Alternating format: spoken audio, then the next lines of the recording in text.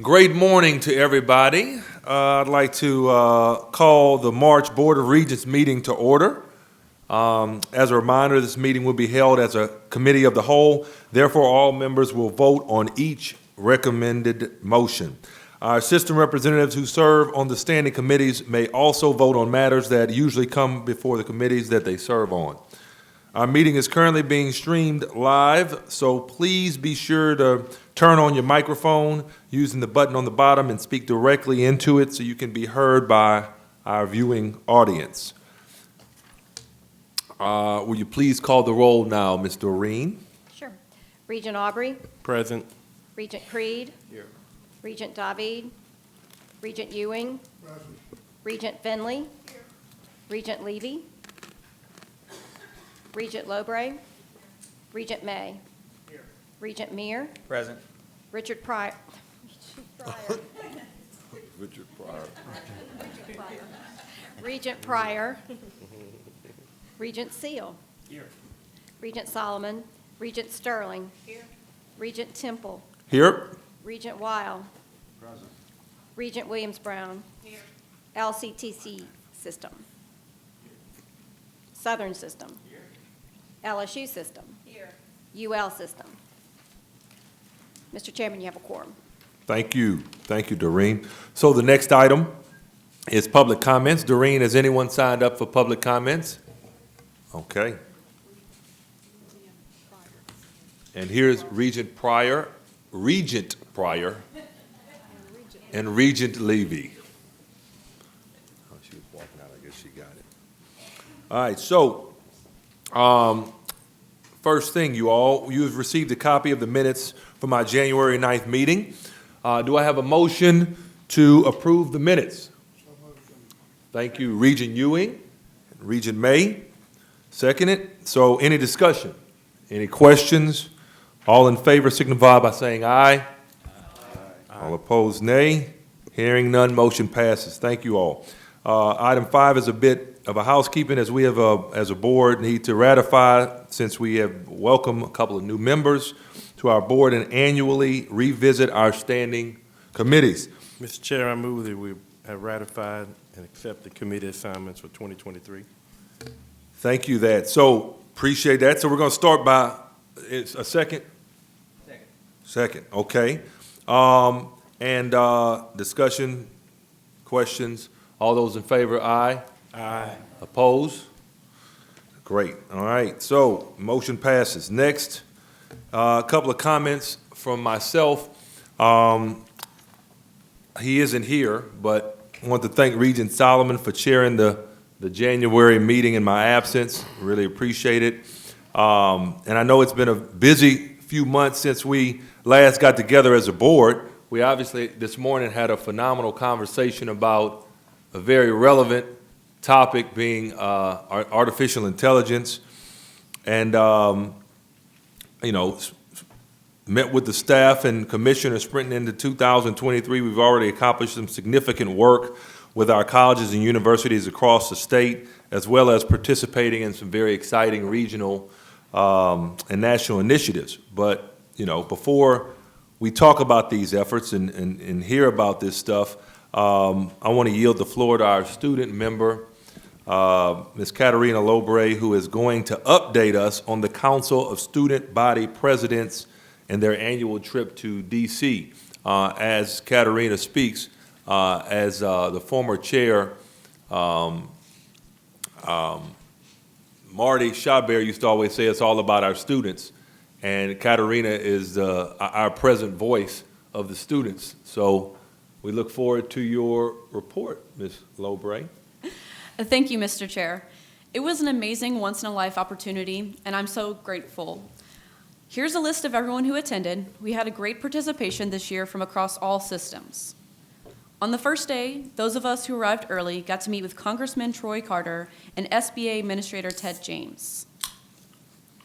Next Thursday, we met with Senator Bill Cassidy briefly and learned about internships in his office. We appreciated his staff for assisting us with our tour of the U.S. Capitol, which we got to do right after our meeting. I know I really enjoyed seeing all the statues and the history throughout the building. On Friday, we had a chilly start with our White House tour. Although it's a quick tour of only a few rooms, it was truly amazing. After the tour, we walked to the Eisenhower Executive Office Building where we had an exclusive meeting with the Director of Office Management and Budget, Shalonda Young. Director Young is a Louisiana native, so we were really able to relate to her and get some advice for our future. We continued on the meetings by meeting with Congressman Garrett Graves and had a VIP invite to the Oshner Suite later in the afternoon, where we met CEO Pete November. And finally, on our last full day, we had an amazing opportunity to sit on the House floor and visit with Majority Leader Steve Scalise with about 300 Louisiana residents. Although photos weren't allowed, the highlight of this day was being recognized on the floor and being asked to stand. I had the opportunity to ask Leader Scalise ask a question on behalf of the students. After the House floor, we headed back to the Hilton to meet with Congresswoman Julia Letlow, who was gracious enough to meet with us over 20 minutes and answer numerous questions. Finally, we ended our trip by meeting with fellow Regent Dave Aubrey, who is a former SGA president from Grambling State University. Regent Aubrey, we appreciate you taking the time to meet with us and share your story and ending our trip on a high note. And finally, I want to thank our advisors, Harold and Melissa, for planning an amazing trip. This truly was a great, amazing opportunity. Thank you. Thank you so much. Thank you. Thank you. Regent Aubrey, do you have anything you want to say about that experience as well? The students were great. We had a good conversation. I probably went off script a little bit, telling a little bit about my story. And I think it resonated with a number of the students. They were highly engaged, very active all around that whole week. So it was a joy and treat for me to certainly share some comments with them, along with SBA Administrator Ted James, as well as then Secretary of Transportation and former SGA President at USL, Sean Wilson. So it was a good time. Thank you. Great, great. Thank you all both for sharing that information. So speaking of the students, you all, wanted to share the annual report mentioned with all of you all. This is the LSU Manship School of Journalism publication, which included this photo of Commissioner and I working the halls of the legislature last session. I was very surprised when I saw that. You always got to know somebody with a camera is always taking pictures. So, and speaking of to one of the Manship students, journalists, and they covered part of the curriculum and work-based learning. So this is what talent development action looks like, you all, and I love seeing our efforts to impact student learning and improve their college experience firsthand. And then lastly, you'll have the opportunity to see the outstanding impact of our HBCUs across the state by attending the HBCU Day at the Capitol. I have attended it they had it last year. I don't think they didn't have it the previous couple years because of COVID.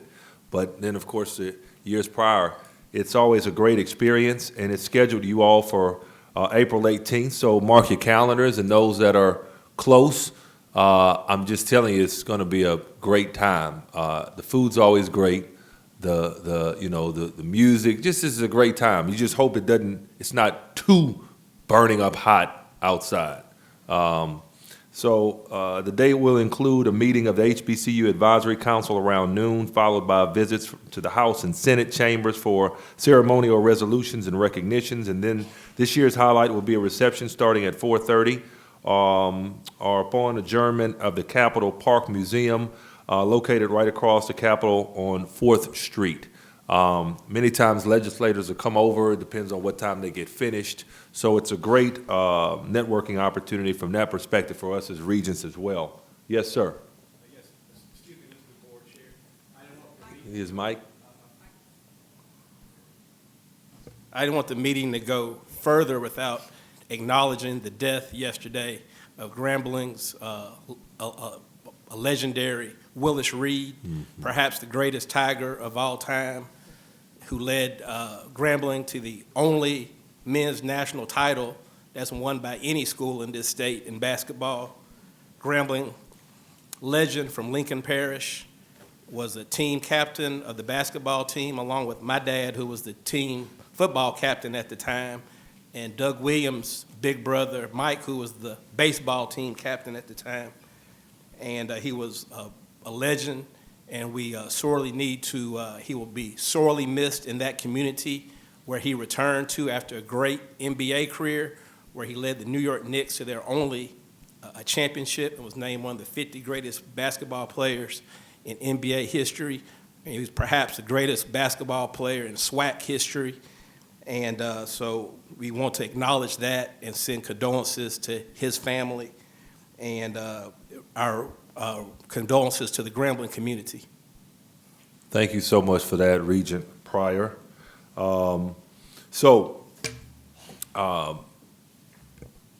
Please come out to the HBCU Day, once again on April 18th at 4:30, okay? Mark your calendar for that, you all. Our next agenda item is the master plan update. Members, last month, the Board of Regents hosted the Momentum Summit, which was a terrific event at Tiger Stadium with all 28 of our public institutions participating. And participants included campus presidents and chancellors, data leads, faculty and staff members, financial officers, as well as, most importantly, our students. During the 2 days, the campus teams met and had important discussions about our momentum framework. I'd now like to toss it over to Commissioner Reed and Dr. Tristan Denley to provide a brief overview of the summit, its purposes, and its reach. So, Commissioner, thank you. Thank you so much, Mr. Chairman. I think it's on. Okay. Yes, so on February 1st and 2nd, Dr. Tristan Denley and the team led an all-hands-on-deck higher education summit at Tiger Stadium. We focused on our big goal in talent development. The Momentum Framework, as Tristan will talk about, is an evidence-based framework for moving students successfully to and through to commencement. It's certainly been successful with low-income students, minority students, adult students as well. And so we had a first in our state of bringing campus teams together. Every campus was represented. We had national experts who had come in from across the country to participate and support the work that happened for 2 days with the campus teams. And we also really appreciate Dr. Denley, who has led Momentum Summits in multiple states across the nation. And so kudos to him and to everyone at the Board of Regents, because it was a truly all-hands-on-deck presentation. And as I said, it's a Tiger Stadium-sized success. Really appreciate LSU for providing that venue for us, but such a great 300-plus participants. So, Tristan, thank you.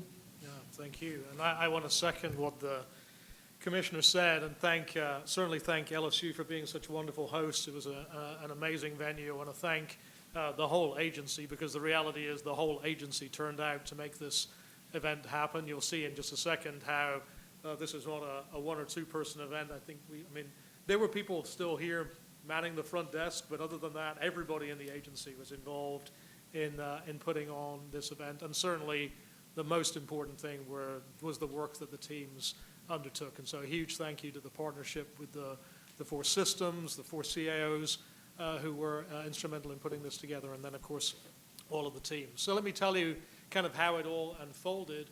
Let's see. That's strange.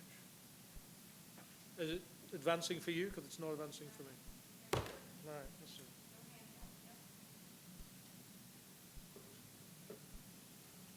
That's interesting. You'll help me? I can talk, but so the reality is that all of this is based around our master plan, Louisiana Prospers. Everything that we do comes back to that work of meeting our goal by 2030 of 60% of our adult population having a post-secondary credential of value. And the reality is that to deliver on that, we already know that to do that, we need to increase college going. We need to make sure that we recognize all of the credentials of value that students might earn across the whole educational ecosystem here in this state. And we need to improve student success. And that's That's what the Momentum Summit was all about. The Momentum Summit was all about what are ways in which we can now engage with our campuses, and our campuses engage with thinking through what it is that they're doing on their own campus to improve student success. So maybe I can, good, so I can take through. Good. So that was really what the Momentum Summit was all about. And it really was not a talk at you event in general, but we had representatives from all across all of our institutions, so a team from every campus, president, provost, vice president for student affairs, finance, a faculty leader, a data person, because all of this was very much grounded in institutional data, and then a student. Very important for us to have that student voice represented, and a huge thank you to the students who were part of those teams. So they all came to the suites there at Tiger Stadium, and we were very much honored to have the governor who delivered the opening welcome and really gave us a charge that all of higher education together is what it's going to take to be able to deliver on this goal. And so it was very powerful to hear his words, and then of course the commissioner gave us the ultimate charge of making sure that of what it is that we were going to achieve together. As I said, it wasn't really a talk at you event. The most important work that we did was to have people looking at this idea of this Louisiana Momentum Framework, looking at their own institutions through this lens of student success and completion. And so I want to talk for a few seconds about what this framework is, and then talk about how it is that they engage with it. So first of all, the ideas of this framework are based around three foundational strands of understanding the students and the lives that they bring to us as part of their educational journey. And that is centered around equity, resources, and learning mindsets. The reality is that any of the work that we do is shaped around the reality of the students that we serve and the lives that they lead. And so understanding, as we do these initiative works, as we do this transformational work on our campuses, understanding that we have to do this work for the students that we serve in the realities that they live in is incredibly crucial. So all of that grounded in those three foundational strands of equity, resources, and learning mindsets. And then we ask campuses to then think through what are ways in which you now could be instrumental in improving student success and completion on your campus. That begins with ideas around choice. We need students to enable them to think through, why am I here in college? What am I looking to achieve through the credential that I'm studying? And what are the things that I can do to be able to now move myself through that journey along a pathway from where I am to where it is that I want to be when I graduate. This pathway doesn't begin necessarily at admission. This pathway begins earlier, and certainly it doesn't end at graduation. We want that pathway not to end just when the president shakes their hand at graduation. We want that pathway to end when they shake their employer's hand and further. But thinking through that whole pathway, that whole journey. If you're going to have pathways, you need milestones. Milestones that track and recognize the progress that students are making along those pathways, and also recognize what are the ways in which they can falter along that pathway, and how can we recognize what we can do to make that not happen. And then lastly, engagement. How can we enable students to take that whole journey, recognizing that higher education is not a sprint. Right? Higher education is a marathon. And so if it's a marathon, then we need to enable people to continue that energy all the way through, right from the start all the way to the finish. So this, as the Commissioner said, this is an evidence-based framework that we can apply all across ideas around higher education. We asked our campuses to focus in on specifically thinking about that framework around the first year, the so-called momentum year. But we want every student to make a purposeful program choice, to know why they're there, where they're headed, why they're studying what they study, and where it is that it will lead. We want them to make sure that they understand and organize and curate an effective educational pathway that leads them from where they are across their journey of higher education, recognizing that there are some crucial milestones in that journey. I've already talked to you before about how crucial success in math and English is in the first year, and so strategies to improve student success in math and English were paramount in their plans. And then lastly, making sure that they're engaged with what it is that they thought they came to study. Again, there's lots of evidence to show that students who take in that very first year coursework that they can connect with why it is that they think that they're in college, that they are more successful than students who aren't able to make that connection. So we enabled each of those campuses to have that framework, to have the data that supported what that framework already looked like on their campus, and then asked them to work in teams that were first of all facilitated by members of our agency. So those teams could really have a facilitator to help guide their deliberations, and then also powered by, we really had an army of national experts from across various philanthropy organizations, other higher education leadership positions. You can see folk there from SHIO, from NASH, the two large-scale higher education leadership organizations in the state, and then also from the U.S. Department of Education, and then also from the Gates Foundation. We had folk from all of those, but we also had on-the-ground practitioners who themselves had all done this momentum work with their own institutions in various different settings, 2-year and 4-year, to act as content experts for their deliberations. We were conscious of the fact that this was in Tiger Stadium, and this was the home stadium for LSU A&M, but for everybody else, they were in Tiger Stadium. We want to make sure that they felt like that space was their space where they could have their deliberations. We really themed each of their rooms. It's the reason why we had it there at Tiger Stadium. We had to have 30 breakout rooms right next to one another, big enough for each team to do the work that they needed to do. And they then met over those 2 days, working with those content experts, working with their facilitator, working with all of their discussions. You can see kind of the ways that those unfolded.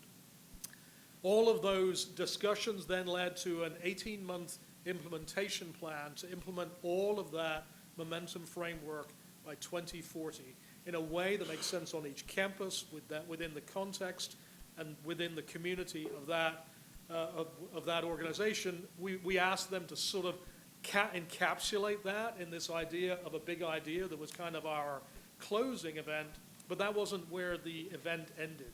The event ended, campuses went back to their home campuses. We asked them to each complete the rest of their plan.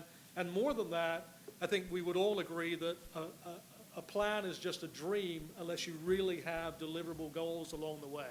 And so we asked each campus to come up with an initial 30-day, 60-day, 90-day deliverable plan that they would work out over the next, really until the rest of this academic year, that will be followed by additional 30, 60, 90 plans as they work out their plan across the coming 18 months. What I'm happy to say is that we have those plans from all of our campuses. I didn't have to chase anybody down and say, ooh, where's your plan? No, people have really bought into these ideas, and it's very gratifying to see the enthusiasm that they're bringing. That's the commissioner and I looking over their big ideas on the day, and of course, as we've said, it was incredibly important to have the student voice as part of these deliberations, and so as you can see, our students at least thought it was fun at the end of the time. I'm not maybe, but I certainly saw firsthand how student voices changed the conversation. I was in one room and somebody was explaining kind of an issue on their campus, and the president said, well, is that really an issue? And the student piped up and said, well, yeah, absolutely, and explained exactly what it looks like from her perspective, from the being in the shoes of a student, exactly how that plays out. And of course, the president says, well, let's just fix that, because now he knows it's an issue. Now it can be something that they can deal with. So it was really a wonderful event. Again, a huge thank you to the whole agency staff for putting this together. I know seeing Chris's logo on the Jumbotron was pretty cool. And so happy to answer any questions about the Momentum Summit. Well, thank you for that, Dr. Denley. We appreciate you and the entire Regents team. Chris, I know you probably the one that took the picture of your logo being on the Jumbotron, right? Right, okay. So, that's great. I definitely want to ask any of the Regents if you all have questions about the event. I know.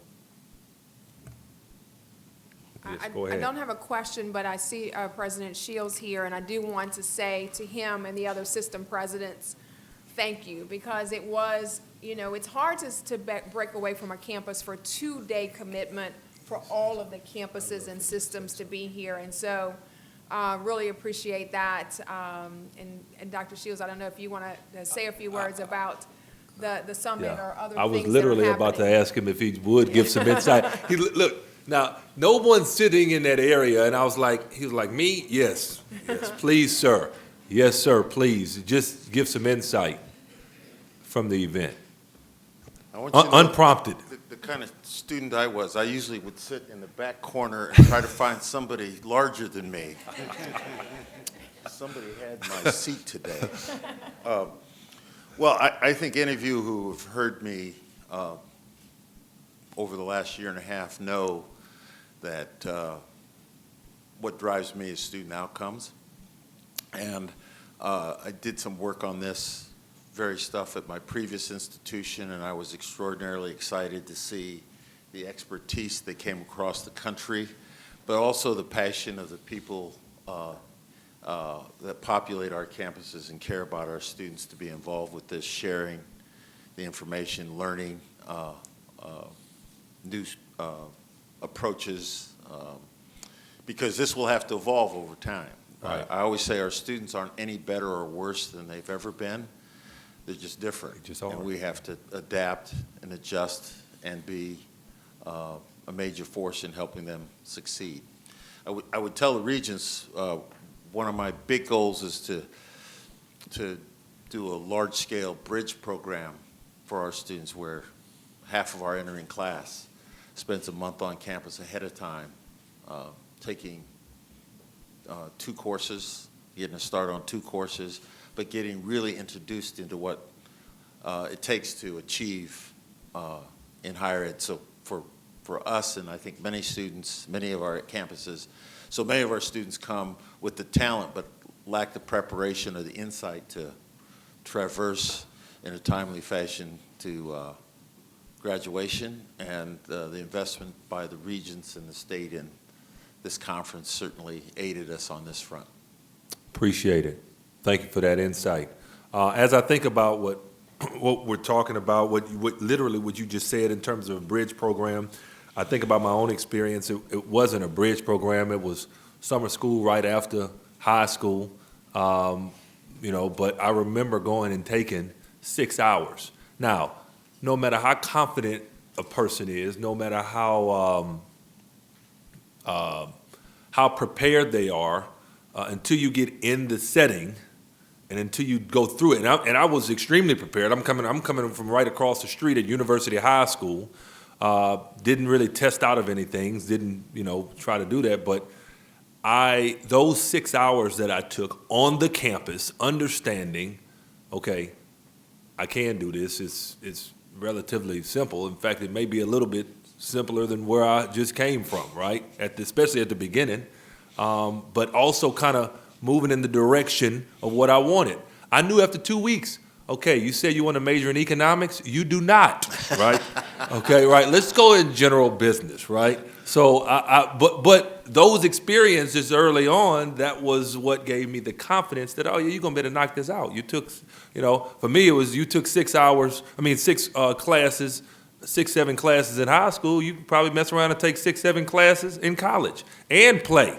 And then my advisor was like, I don't think you should do that, right? But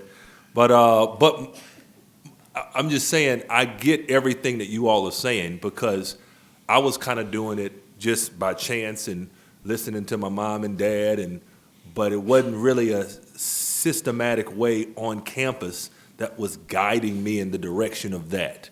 But everything you all are saying is forming systems to help with, because once again, if it's a first generation college student, they don't have the background to be able to, use somebody else's insight to give them that, right? So I think it's phenomenal. And even though you probably, obviously, Commissioner said you had done momentum summits all around, I would assume you hadn't done momentum summits where the Mo was spelled MEAUX. Exactly right. Right, okay, so appreciate that. Thank you for that. Any other questions from anyone else on the summit? Okay, hearing none, thank you all. Our next agenda item is reports and recommendations, and we'll begin with the audit. So we're joined by Assistant Commissioner for Audit and Compliance, Ms. Elizabeth Bourgeois, and Laura Swallow and Kristen Bork from Postwait Netherville, who will present these items. Ladies? Items A1 and A2 on the agenda will be taken together, and they are, am I jumping ahead? No? Okay. And they are informational purposes only. They don't require any action on our part. So Laura and Kristen, the floor is yours. Thank you. We appreciate the opportunity to provide a brief update on our internal audit status for fiscal year 2023. Our topics this morning are going to include an update on the overall status of our audit plan, and then Kristen is going to dive into some of the audits that we have recently completed. So, for our overall internal audit plan, this fiscal year we've completed an audit of LUMCON Information Technology. That report was issued in November of 2022. In addition, more recently, we completed an audit of LeCarte purchasing card activity. I would say that audit was really a 3-in-1 in that it included detailed testing across Board of Regents, LOSFA, and LUMCON. And so Kristen is going to be providing an update of some of the findings from that report momentarily. And then we had prior audit follow-up, which included Regents, research and sponsored initiatives, endowments. That report has since been finalized and issued, and again, Kristen will provide an update of that activity. And then the other areas that we audited in fiscal year 2022 that we would think about as part of the follow-up process for 2023 included LOSFA Go grants. However, that report did not include any high or moderate risk observations, and because those observations were only low risk, no follow-up was performed there. And then in conjunction with management, we will defer follow-up of LUMCON accounting processes to fiscal year 2024. So I will turn it over to Kristen to provide an overview of some of our specific audit activities. Thank you, Laura. Thank you guys for your time this morning. I'll kick us off with going over what our results were for the LeCarte purchasing card audit. Got it. Okay, as Laura mentioned, this engagement consisted of separate audits of the programs that are under the Board of Regents, which include Regents and LOSFA and LUMCON. We looked at centralized internal policy, compliance, policy implementation, and we did detailed transaction testing as well. To complete our procedures, we obtained the internal policies and procedures and reviewed them for compliance with the requirements identified in the state policy. We interviewed the key personnel involved in the LeCarte program process. We performed detailed testing of a sample of transactions and completed policy implementation testing related to enrollment, certification, training, and card security and monitoring procedures. So through the performance of our procedures, we identified 3 observations that were determined to be of moderate risk to the organization and 3 low-risk observations. We've included the risk rating definitions on the slide here for your review.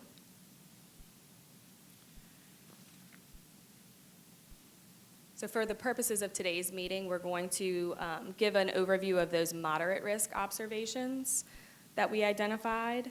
The first observation we identified was that the Regents' internal policy did not include transaction approval procedures during extended absences of the cardholder or the reviewers. Further, through our testing, 2 instances were identified where proper approval or review of the transactions was not performed or documented due to extended absences of those cardholders. The Second observation was that an annual comprehensive review of the cardholders and their limits was not completed for the loss for la carte program, which is required by the state policy. And then the third moderate risk observation we identified was that the Regents policy didn't include account coding and payment procedures, which is required to be included in the policy per the state policy. It's our understanding, though, that those procedures were happening. They just were not outlined in the internal state Regents policy. So management provided their action plans for remediation to these observations, and those included, they will be updating their policy to include language to address the transaction approval procedures during extended absences of cardholders or approvers. They will also add language related to account coding and payment procedures. And then also the LOSFA program will implement their annual review of cardholders and their limits and the documentation of that review in accordance with state policy. Those action plan items are scheduled to be implemented June of this year. Any questions related to the la carte? We have some new members on board. I wonder if you and Laura will take just a couple minutes and talk about how it is that risk ratings are assigned to each one of the categories of items that are audited. And as a new member, explain what la carte program is. The la carte purchasing card program, so it's the cards that the members of Regents are able to have to do when they have to travel or when they have to purchase items for the organization. Credit card.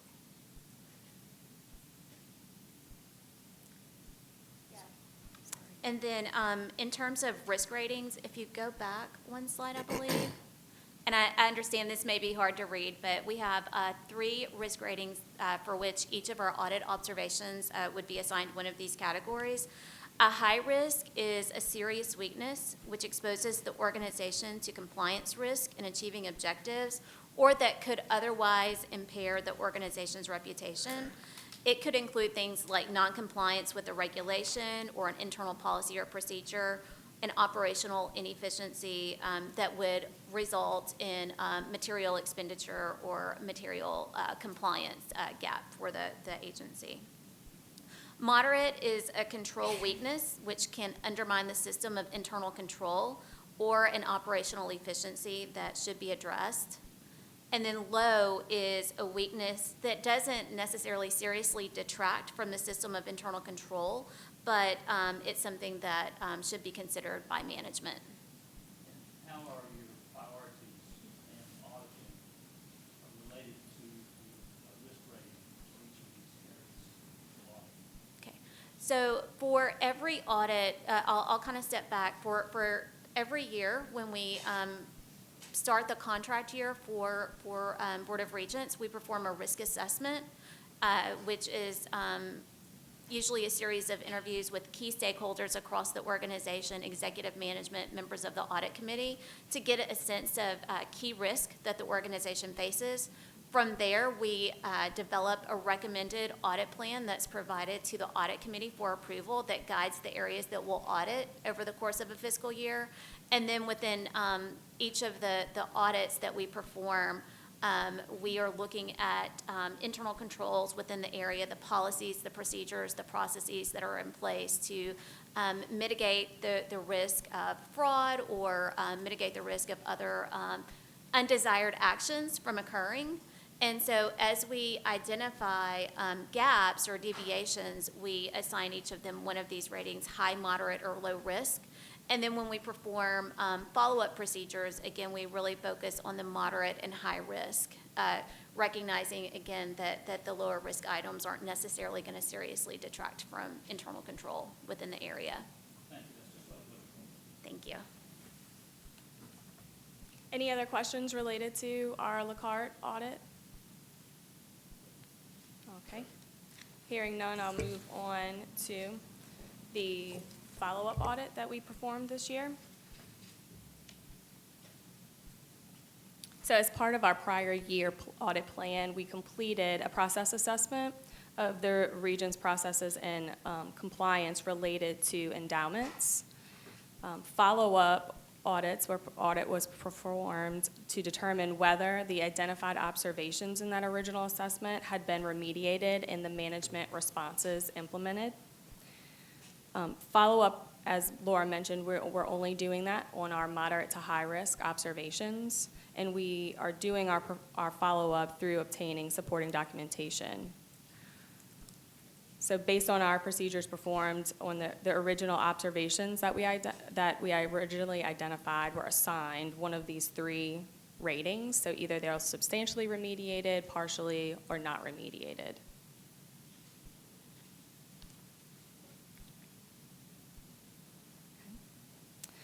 Two moderate risk observations were identified through our prior year assessment.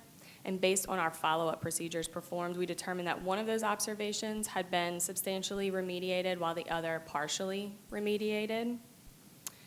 The one related that we determined to be partially remediated, the original observation was that analysis of the endowment activity that we performed identified instances of low disbursement rates, vacancies, and incomplete reporting, which comprehensive follow-up was unable to be performed due to lack of resources. The management action plan to that was included reorganizing their team structure to create a full-time dedicated endowment program manager position and also a new position to assist the endowment team. So while the positions had been created, the assistant position remains vacant, and that's been explained to us due to lack of funding. Additionally, as part of their management action plan, it included ensuring that queries were added to the Logan system during its redesign to allow for more efficient monitoring of the endowment reporting. And at the time of our follow-up procedures, though, the updates to the Logan system had not yet been completed. So one important note that we do want to make is that while this observation had not been fully remediated at the time of our follow-up procedures, it's not due to lack of implementation on that sponsored programs team, but rather due to reasons outside of their control. Like I mentioned before, that position can only be filled if the funding exists. So funding to fill that administrative position, assistant position, is going to continue to be monitored by the sponsored programs team. They're going to do this through their annual budgeting process. And so when funding becomes available, they'll be able to fill that position, and they'll continue to monitor where those funds stand. The first time this will happen will begin in the fall of this year. And then additionally, it was explained to us that the updates to the Logan system are expected to begin implementation, again, also in the fall. Any questions related to our follow-up audit endowments?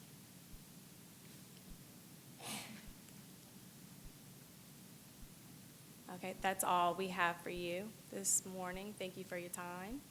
Thank you all. Appreciate you all so far. So if there aren't any more questions, then we're going to move on to finance. So led by Deputy Commissioner for Finance and Administration, Matthew Labriere. Matt? So we'll get started with item B1, the fiscal year 2023-24 executive budget overview, which is the informational purposes, guys, only. We don't need a vote on this either. Matthew, if you will please kick it off for us. Yes, sir. Thank you, Mr. Chair. I have wonderful news to share. The executive budget was presented February 17th to Joint Legislative Committee on the Budget by the Governor. For FY24, the recommended change for higher education in State General Fund is $29.2 million. I do want to point out that there are a lot of large adjustments, and there's some offsets in there. For talent recruitment and investment, we received $37.5 million. For our specialized institutions, $24 million. Mandated costs, $19 million. And formula institutions, $18 million. So for the institutions themselves, that is a $98 million base increase for them. For Go Grants, we received a $15 million recommended increase. That brings the program to $70 million. In fiscal year 17, Go Grants was funded at $26.4 million. So over the course of 7 years, we've increased by $44 million for the need-based aid program for the state. So we're very, very excited about that. We received a $7.5 million increase for cyber security. This goes along with, there's a statewide plan for a cyber assurance plan to combat cyber targets among the state, and this will be higher ed's portion of that. This is already starting off with LSU as the lead on this with a security operations center, and this will be moved through Lonnie to provide those services to the institutions to have full-time, round-the-clock protection against threats. For LOSFA, there's a $3.5 million increase for outreach. So this will be, the Gear Up grant is going away. This will be funding to reimagine the outreach program at LOSFA to target high school and adult learners. There's a $2 million increase for LumCon. As most of you are aware, that we're opening a new facility in Houma for LumCon towards the end of this fiscal year, the Blue Works facility. So this will be used to help with those operating dollars and for an increase in operating dollars at the Cocodrie facility. There is a $12 million reduction for non-recurring adjustments. So this is line item appropriations that an institution may have received, that an institution did receive during session. The administration takes those away and uses those funds in other places. There's a $22.9 million reduction for TOPS. This is due to decreased participation in the program of about 2,000 students compared to, projected for next year as compared to last fiscal year actual data. And then the large adjustment there is $61.8 million. It's a decrease in state general fund for TOPS, but due to revenue estimating conference increasing the TOPS fund, that $61.8 million is just going to be in another fund now. So we're not decreasing TOPS by a total of $84 million. It's just going to be $22.9 million that TOPS is decreasing by just as a result of participation. So the amount students get is not changing, and it will still be fully funded. There's just that change there. Okay, let me just ask a question. Go ahead, Regent Ewing. On the Go Grants, that is a substantial increase, and that's good. How well are we positioned to deploy that amount of money in an effective way? So I know Dr. Boutte is here and she could step in if, as well. So we have, each institution has its own packaging policy for Go Grants.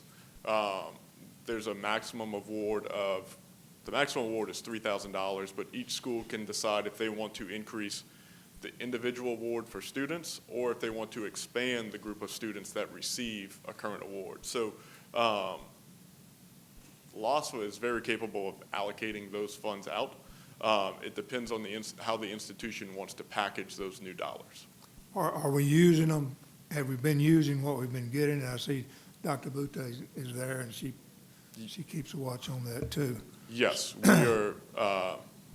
we are not even fully funded at what Go Grants should be. If we had the $3,000. We're not meeting demand. We are not. There's Okay. about 54,000 students that are eligible, and we're at around 30,000, 29,000 students that receive a Go Grant. So there is still a lot of room that we can spend those dollars. If you look at this, moving to another subject, and thank you for that, did you have a comment, Dr. Boutte? Okay. Are we to read here that we are not able to fill all the need? Well, we fill in the need, but we don't have the demand for TOPS that we normally would have had, so that money is not needed for TOPS. Is that the way I'm supposed to read this? Regent Ewing, I was going to ask the exact same question, to the tune of 23 million. I was trying to be like you. So Dr. Boutte sent me a document, and it says, why are TOPS expenditures declining? 1, high school graduating classes are smaller for 4 years in a row. 2, the number of eligible students declined substantially from the class of 2019 through the class of 2021. And then 3, the acceptance rates for those who qualify for TOPS has declined for 6 years in a row. So Regent Ewing, you often talk about us being out-recruited by other border states. We know that we have to continue to do a good job at that. We need to make sure more students are eligible, this academic preparation. And so lots of people will say, is this a pandemic issue? The pandemic has accelerated some of the trends that we were seeing already. But yes, this is an alarm for us that we have $22 million less. This will be the second year in a row that we have not asked for more money for TOPS from the legislature because of lack of these issues. You know, that program was designed back when I was in the legislature, and Pat Taylor and his wife came up, and it's so well designed to be a program of merit and incentive. And are we losing our incentive? And if so, should there be a reallocation of the dollars that are available to fund, because we are losing students. One of the things is, evidently, 18 years ago, 19 years ago, they weren't having as many babies, so across the nation, there aren't as many young people in that age category. Right. But the other thing is, I know from watching in our community, I have seen 3 students that were in the 30s with their ACTs be given a full ride at competing in universities outside of our state. Should we think about how to make a TOPS scholarship more attractive? Because we don't want to lose some of our top students, I mean, and we are. But should there be a reallocation that rather than getting whatever they get right now, that they would get more so the incentive would be greater? And where would that start? Where would that change start? So That's starting the legislature, I think. correct. So there's a study, I don't know if Dr. Boutte, I don't know if it's in these notes that I have, but I'll send this report out to you all that she has prepared. There was a study done with the National Clearinghouse to try to figure out where are our students going. And she can speak to what we found out. We're concerned about being out recruited, but we're very concerned about people not going anywhere. And so this information, this deep analysis will allow us to better have the conversation around where we need to head. So more to come on that, but we are very concerned. Well, thank you. I appreciate that, but it's not unexpected. Could I add to the conversation that doesn't really deal with this directly, but it's come to my attention recently. As we're talking about maybe updates that need to be made, and if this board is involved in the conversation as we speak with the legislature, what about our graduate students who go somewhere else for undergraduate but want to return to Louisiana for medical school, professional school, and they've lost their opportunity for TOPS, though maybe they completed their high school education here and their families are Louisiana taxpayers. I've seen this happen numerous times and get the question often, why isn't my child eligible now? And I say, well, it's because the way the program is written. However, if we are trying to attract our talent back to the state, I would like to add this into the conversation and happy to participate as we go forward and as we talk to the legislature about new ways to look at TOPS funding and the opportunities to bring our students back to Louisiana. Thank you.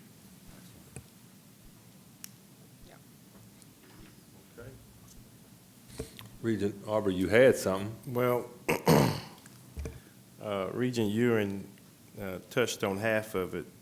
When the funding for TOPS has kind of peaked and we have surplus dollars in that particular category, should we work with the legislature to identify other ways that we could reallocate those resources, whether they go to an underfunded GO grants or other specialized opportunity to support higher education in Louisiana, as mentioned by Ms. Warner here.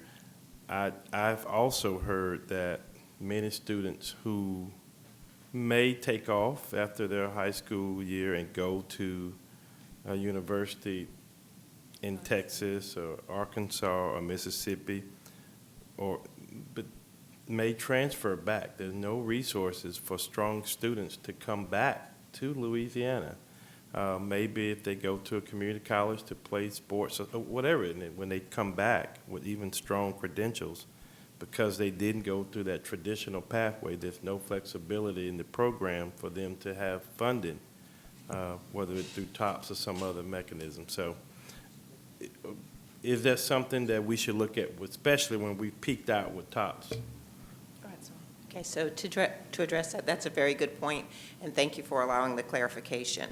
When a student decides to attend college out of state, out of high school, for every semester that student remains out of state, as in current legislation, that student loses a semester of TOPS eligibility. So let's say there's 8 semesters of TOPS eligibility for opportunity, performance, and honor students. That's your full TOPS award. I go out of state for my first 2 semesters, right? I get homesick, I come back. If I have maintained the academic eligibility while out of state, because we ask them to send your transcript, right? Because you can't go out of state and flunk out and then come back and get an award that a student couldn't get if they flunked out here. So that student sends their transcript back. That student would have 8 minus 2, which would be 6 semesters left of TOPS. That process, we have actually individuals that are specialized, and that is most of what they do every day. And that's called, we affectionately call them RUSES. That stands for Returning Out of State Student. Now, what Ms. Warner talked about is, and Commissioner, you just sent us one the other day. I just sent her this email this morning. This is a student who shall remain nameless that went out of school for her entire undergraduate career. She actually went out of country, all right? Student has academic prowess. Student wants to come back, and the financial aid that would be available to her is her top consideration as to whether she's going to choose a graduate program here in Louisiana. Because that student stayed out of state for those 8 semesters, she does not have any remaining semesters of TOPS eligibility left. In contrast, let's say that that student was a highly prepared student. It's kind of apples and not so much apples, right, or oranges and tangerines. Let's say they stayed in the state, and they were so well prepared that they, and this is rare, but that they got full rides in the state, and all of that aid says they were over-awarded for TOPS. There was a time before I was at LOSFA that they would have lost that semester. I'm like, yeah, we're going to change that because we could. So that student would have their, let's say they got full rides all the way through undergrad. They didn't need to use their TOPS. We code them as an over award, and it sits there in the bank. Now, when that student reaches graduate professional and says, I like my TOPS, please, then yes, that student is going to get their semesters of TOPS. Whichever we didn't pay them, it's there waiting for them. That is for if a student stayed in the state. If a student went out of state and out of country, it currently says you left, and we subtract for however long you stay. So just thought you should know that kind of complete picture. Mr. Chairman, Go ahead. since LOSFA is so close to this problem, wouldn't it be useful to ask them to make some recommendations on all of these subject matter and the adjustments for us to consider before we talk about dealing with the legislature?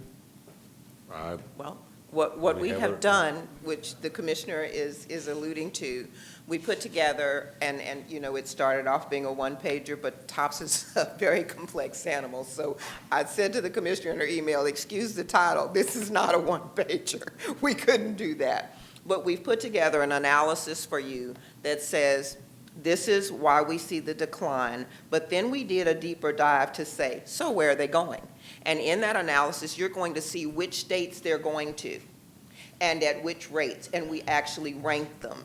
And then we said, okay, so this is because Regent Ewing, you actually asked us to start this, and we did that. Then we thought, well, okay, that's not the largest percentage that you would think. We saw, which really concerned us, a number of students here in the state of Louisiana, but not using their TOPS. Like, well, why would you stay here and be eligible and you're not in the state? And I'm like, Ninit, we need to do a much deeper dive on that. So we narrowed that down to be, okay, what if that student enrolled part-time? You have to be full-time to be able to receive your award. So that would be a student sitting, enrolling part-time for whatever reason, but they're not being paid TOPS. We also saw, particularly in TOPS Tech, a high degree of students that said, nope, I'm interested in the 4-year degree. For me, it's 4-year degree or bust. Those students went to a 4-year and paid on their own, or they enrolled in a program that was not eligible for TOPS. So part-time enrollment, enrolled in a program that was not eligible for TOPS. And then we saw what was even more disturbing to me, which was a group of students that you have a year to accept your TOPS award. So you can call it a gap year, you can call it a whatever you want to call it year. You know, make up your mind, whatever. We had a group of students that stayed longer, that they took longer than the year to accept it. Didn't say this is why, like I got in a car accident, I was disabled, I was this, I was temporarily, didn't say any of that. So to your point, Member Tarver, it's like, okay, well, we can do better on that group. And so I immediately asked my team, so what notices are we sending them? And how are we sending them? And can we do something else with that? So yes, sir, we are looking at these results. And now the incomplete delta that we have is they didn't show up anywhere. They didn't show up in the clearinghouse, and they didn't show up as being enrolled in the state somewhere but not being paid TOPS. Well, you know, then the only thing you've got left, besides I'm just not doing anything, is did those students go to work? So we immediately contacted our friends at Board of Regents admin who have an agreement with the Workforce Commission to say, I know their data might be older, but that is what we're looking at now. It's easier to operate under an existing exchange agreement than it is to develop a new one. We'll develop a new one if we have to, but we know you want to know this information. So we're like, what can we do by running those files against Workforce Commission files to see? And understand the caveat, you're going to find which students are working in the state. If that student left the state to pursue a job, we're not going to have access to that information. But know that we are progressively looking. The commissioner will share this report with you. If you have additional questions, you can email me directly or funnel them through, and we will certainly do our best to get you that information. Can you give us a general idea of what percentage the TOPS grant pays for the average student in our, on average in our colleges and universities? That is a chart that I would love Ms. Este to send you. It's an Excel spreadsheet, but what I'm going to ask you to do is make sure you look across all tabs. We actually share this with the TOPS task force. When you first say tuition and fees, right? TOPS looks great, and it's like high 90% of covering. But tuition and fees, to all of you up here that operate institutions, there's other cost of attendance there. And as tuition may have been approved by the legislature, as fees go up, then you have room and board and transportation and books and supplies. When you add the total cost of attendance, TOPS is not nearly covering in the 90%. And when we presented this to the legislature, they asked me at the end, Dr. Boutte, what did you do to the numbers? I said, I didn't do anything to the numbers. It's just now you're understanding the difference between the cost to enroll or the cost to attend and the cost of attendance. That's two very, very different figures. So I would be happy to show it to you because send you that file updated because it varies by the institution because the cost and the TOPS amount vary by the institutions. But I will get that to you. Well, apparently, we're not giving an incentive to enough students. What will happen to this money that shows all these dollars that aren't going to be needed for TOPS? Where will that go? Can it be used as, So part of those funds, the 22.8 and the 61.8 have been used within the other increases within higher education. So the administration decreased those funds, but allowed it to remain within higher education, and that 84 million is being used for those other increases. do we know if they were for educational purposes or just whatever they needed, huh? Well, it includes the increases to the specialized institutions, formula institutions, the talent recruitment and investment increases, mandated cost, Go Grant, so it's still being used for education. Okay, thank you. And who make those recommendations? That is made by the Division of Administration and the governor. With input? Yes, so in October, this board approved a budget request to the governor and the administration for $280 million. A lot of what we asked for, we did receive, not all of it. And so at that point, we did not know that TOPS was going to be going down. The projection model actually had requested an increase in TOPS. And we did not know that the TOPS fund would be receiving 61, almost doubling in size. But as a result of those two events, that allowed these things to be funded. If that wouldn't have occurred, these increases would not be as substantial as they are. Mr. Chair, I'd like to suggest that we refer this matter to our legislative committee to take a serious, long look at what changes might need to be made in the statutory scheme to see if we can improve the position of TOPS, and particularly to prepare ourselves for the future changes that are coming about as a result of demographic shifts. No, I think that's a great point, and I we'll second make a that note. motion. Thank you. So, guys, anything else? I have one more thing to add. It doesn't deal Thank you. with the FY24 budget, but it does deal with the current year budget. During the executive budget presentation in February, Commissioner Darden did mention that with the excess money that the state currently has for the current year, that 100 million would be allocated to higher education. This will be for a number of issues, deferred maintenance, campus safety, workforce training programs. So I just want to bring that to the committee's attention. Mr. Chair, I think Tarver. Oh, go ahead. I Member was thrown Tarver. out, kind of get your attention. Could we get a critical analysis report made available to universities? Yes. So that they might have some input in this process before we get to the legislative side? I think administratively, internally, we need to get all of the input from all the institutions before we talk about approaching the legislature. Yes, sir. So Dr. Butte has produced a TOPS mid-year update.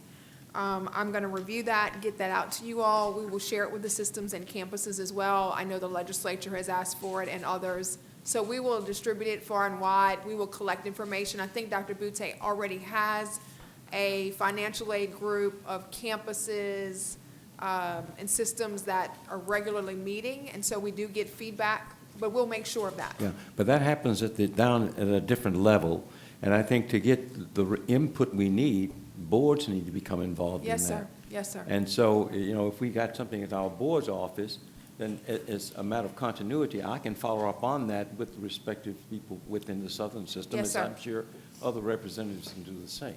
We will absolutely do that. Thank you. Thank you. Thank you. Appreciate that. Appreciate it, Matthew. Any other questions? Great, robust conversation is always great. So now moving on to item B2, review and approval of the fiscal year 2023-24 preliminary funding recommendation. Members, as a reminder, we are required by law to approve and share a preliminary funding formula recommendation. Matthew, please proceed. Yes, sir. So as part of this the law that requires us to approve this. One of the things in there is the preliminary funding recommendation. The chart in front of you is where our outcomes-based funding formula began and where we are recommending, what we are recommending today for your approval. When this started in fiscal year 17, we were at 70% base, 15% cost, and 15% outcomes. This board has been very active in making sure that we move outcomes forward to show the performance of reward institutions for performance. And so you'll see at the bottom for FY24, the recommendation is for 50% base, 20% cost, and 30% outcomes. I would like to point out that when we started this formula in fiscal year 17, there was $477 million that ran through this model. For FY24, the recommendation is $585 million. So about $108 million in new money has gone to the formula, which has allowed us to decrease the reliance on the base and increase cost and outcomes. Go ahead, Mrs. Boutte. We have an excellent team at LOSFA who listens to the meetings. That's my backup. While you're on the subject and while your brains are fresh on this, Regent Ewing, you asked about the percentage covered by TOPS. Okay. And remember I told you cost to attend as opposed to cost of attendance. This is cost of attendance. So let's say Southern Baton Rouge. Let's choose the main campus. After all cost of attendance is applied, the percentage covered by TOPS is 20.2%. In main campus, you mean LSU main campus? That's Southern Baton Rouge. Southern? Okay? Okay. Let's do LSU A&M. 21.6% covered by TOPS. Let's see, I know Northwestern's here today. I saw Dr. Jones, 19.7%. I think I saw Southeastern here, 20.7%. SUNO, let's see, that would be 15.9%. Let's take a community college, Delgado, 14.9%. So your range in your community colleges, and this is just me looking at this very quickly, is 14.3% to a high of 15.1%. In the LSU system, 14.5% in nursing as the low, and 24.5% is the high.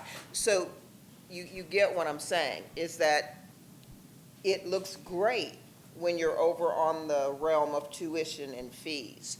But when you add the total cost of attendance, which is the bottom line, and I will tell you that anecdotally, this is not just a TOPS problem. We are seeing this, we are seeing it in MJ Foster. We are beginning to see it in FAFSA completion for limited income students. Students looking at, you're giving me this free money, and then you're telling me that after this free money is applied, I have to cover 80% from somewhere, and parents, and these students are saying, thank you, but no thank you, at higher and higher rates, because you are in the midst of a generation that is extremely loan averse. Because I know a person, or I know a person that knows a person that has been negatively impacted by loan debt, and parents are like, we can't afford that, and you can't work that off. My super counselor on our advisory board, this is a quote, by now I normally would be at 100% FAFSA completion. I am literally begging students to fill the FAFSA out and begging their parents to give me information, because they're looking at these bottom lines and saying, I cannot make that gap up, so we can't afford to go. So that's just Ms. Estee sent it just that quickly to us. And that's the 21-22 file. And we will get you the file and the report, and we will send it out, and we will make sure the boards have it as well. So thank you, Dr. Boutte. All right, go ahead, member. Thank you again. I love this conversation because as the LSU representative, I'm sure Dr. Tarver would agree with me. This conversation is so pertinent, especially when we talk about our work at the legislature. You know, we as institutions are legislatively obligated to our tuition setting. So as costs go up, and all of us in our businesses and our agencies that we all represent here have to increase costs, right? Fuel has gone up. We try to keep up with pay. We try at the systems to keep up with pay for every system. But when tuition is set by the legislature, and I know I'm going out here on a limb, but I want to explain to make sure even the new regents see where we're coming from.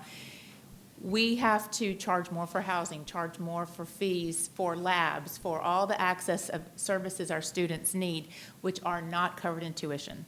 Back in the day when my parents were in school and they were paying $100 a semester or $500 a semester, most everything was covered.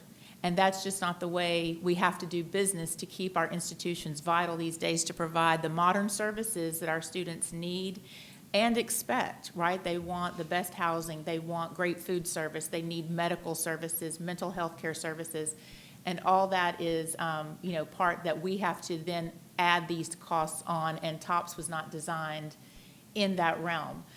So it's a conversation that I'm so excited we're having here today because it's something we battle every year in recruitment and in trying to entice our students to the LSU system and to every system when we're being bombarded by our neighboring states with packages where they will cover their housing, their food contracts, whatever it is, that we simply are fighting to try to do here in Louisiana. So I welcome this conversation. I'm excited the regents have taken this opportunity today to bring this up, and just wanted to lend LSU's point of view into what we need to continue to work with our legislators who are really in tune to the conversation as well. They want to see our students stay. They want to see what they can do to help. And so it's a complicated conversation, but we need to help our Louisiana families be able to address the rising costs outside of tuition. So thank you so much, Mr. Chair. Okay, so thank you for that comment. I see some people literally and others figuratively scratching their head right now in reference to what we've just heard. Obviously, you're going to send out the report, Commissioner. What could we say is because at the end of the day, I guess I wouldn't be speaking out of turn to say this is in large part why many of us who have got involved with this to make sure that we try to make education specifically for the students in Louisiana more affordable for the students in Louisiana. What, Commissioner, and Dr. Boutte, would you say our next immediate course of action should be for us to move in a direction of legitimately trying to correct some of the challenges that we see we're presented with this morning? So I'd make a couple observations. Thank you for that. One, I think getting the information out to all of you, to the systems, campuses, boards is going to be important. I have a monthly meeting with the system presidents. I think it's next week, so I will talk with them about that. We're always huddling, talking about where we need to go. We'll look, I think there are about 200 bills filed so far in the legislature. I don't know if there are any TOPS bills that have been filed, but we'll look to see what's the posture of the legislature at this moment on this issue. But we'll bring some recommendations. This is the place. We are the Policy and Advocacy Board. It is our responsibility to continue to inform and educate and advocate for what we believe is the right way to go. So we have a little bit of work that we will do, and I'll certainly keep you up to date in real time as we move work. Thank you. Thank you. Any other comments on this? Okay. Thank you. Members, you've obviously heard the recommendations. Is there a motion to approve? All right. Regent May, second. Regent Ewing, seconded. Any discussion? Further discussion, rather. Any questions? All those in favor signify by saying aye, please. Aye. Aye. Opposed, nay. Hearing none, motion passes. Thank you, and we look forward to getting that information, Commissioner, and seeing if we can help our students, help make this more affordable for our students. So next, we'll move on to the Legislative Committee, And as you all know, the legislative session kicks off on April 10th. So we're excited to discuss our priorities for this season, and presenting these items are Brianna Golden, Policy Advisor for Strategic Planning and Student Success, and Carrie Robeson, Deputy Commissioner for Sponsored Programs. So we'll get started with the Legislative Committee update from Bree. The floor is yours, ma'am. Thank you, Mr. Chair. Ooh. Thank you, Carrie. We know who you all are. It's a delicate balance.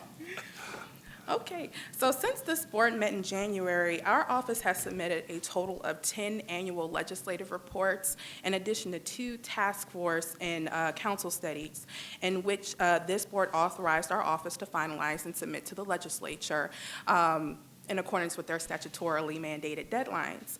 And this came out to a total of 12 report submissions. Each of you should have a one-pager in your materials listing each of the reports as well as their mandated deadline, and also indicates when we actually submitted them to the legislature. And as for 2 of the reports, the LaSTEM report and the cybersecurity report, I'm going to turn it over to my colleague Carrie Robinson to provide an overview of the key highlights from both of those reports. Carrie? Thank you, Bree. I will be brief since I know I'm standing between you and lunch. For the LaSTEM Advisory Council Legislative Report, the LaSTEM Council was created in 2017 through legislation authored by Senator Sharon Hewitt. And the LaSTEM Council essentially has as its mandate to coordinate and oversee STEM programs throughout the state and to focus on STEM from what the LaSTEM Administrator, Clint Coleman, calls STEM K to Gray.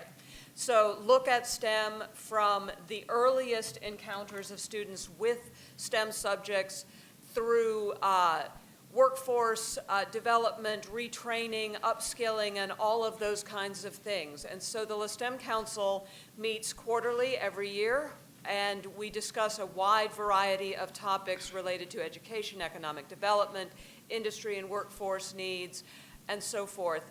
And the ultimate goal is to increase the number of Louisiana students who participate in STEM learning and who are eligible for STEM jobs in the future, particularly focused in the legislation on increasing the number of women who are engaged in STEM fields.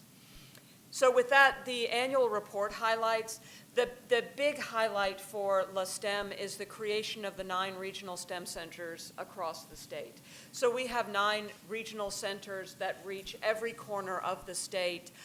They have been operational for 3 years. We are going to be entering our second 3-year cycle with all of the 9 centers likely to be renewed at the next LaSTEM meeting. These centers are absolutely crucial to the work of LaSTEM in reaching every student we can everywhere in the state. We also host an annual summit. In the last annual summit in 2022, we attracted more than 500 participants, everyone from school children to industry leaders, to talk about the role of STEM in Louisiana. Through the STEM centers, lots of summer programs are offered, including camps and STEM learning opportunities throughout Louisiana. And finally, in 2022-23, we received some funding from NASA to do more student outreach and from the U.S. Congress as part of the omnibus bill to support an engineering as elementary curriculum to be spread throughout schools statewide. Any questions about LaSTEM? All right, hearing nothing, the Cybersecurity Education Management Council, or CEMC, less easy to say than LaSTEM.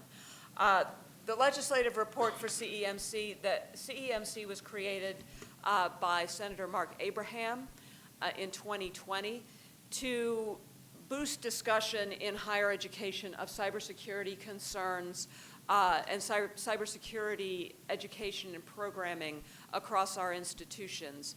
CEMC is tasked to make recommendations to you all, to the Board of Regents, with respect to distributions from the Cybersecurity Talent Development Fund, which has received $1 million in each of the last 3 years. What this fund does is it provides support to existing and nascent degree and certificate programs in cybersecurity to help build our capacity across the state. The highlights for this year include how we expended the $1 million in state funding that was provided. We run a competitive program. Through CEMC, the council is charged to make recommendations to you all, and so we receive applications through that council. They are scored, rated, and ranked. In 22-23, 4 projects were recommended for funding, but I did want to make sure to point out to you that 5 institutions were actually supported through these 4 projects. We have 4 ongoing projects for existing programs at Bossier Parish Community College, LSU, Louisiana Tech, and the Southern University System. But in addition to that, Fletcher Technical Community College received some support through the Bossier Parish Award to stand up its cybersecurity program related to its maritime programs. So this is an exciting opportunity to watch the awardees reach out and start to leverage their resources to bring in new campuses and start up new programs. And those are the highlights from Cybersecurity Education Management Council. Any questions? No? Okay. I'll hand it back to Ms. Golden.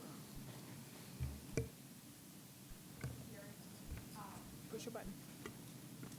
Thank you, Carrie. And next, we will discuss the 2023 legislative priorities. But before that, with respect to the first priority, I'll hand it over to the commissioner to discuss campus safety.